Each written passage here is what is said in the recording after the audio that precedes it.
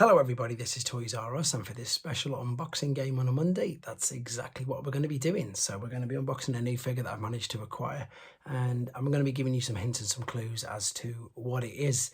But with this one being a bit of an obscure version of this character, I think I'm just going to give you some clues as well as to what the character is. That'll make it much easier.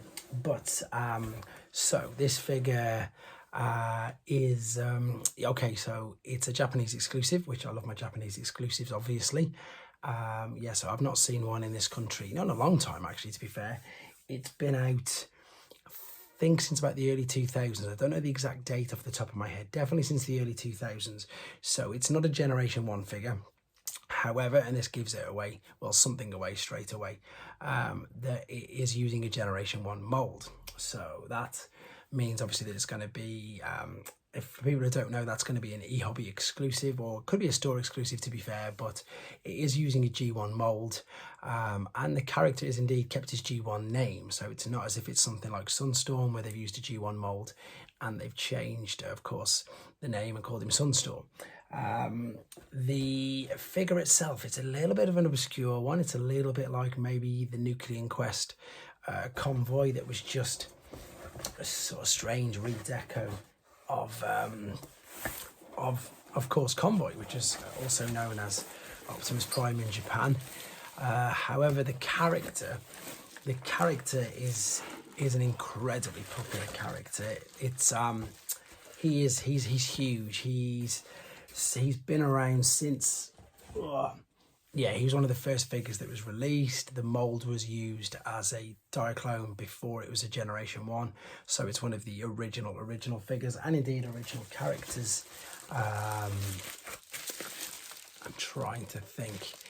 It's all wrapped up in here. It is, this particular character is probably on a par with Optimus Prime for reissues. Obviously, when I'm saying reissues, of course, I'm talking about the same molds. Of course, Megatron probably has as many figures as Optimus Prime. Maybe not, actually, but of course, Megatron's had to change his mold for obvious reasons, whereas this particular character has managed to keep the same mold.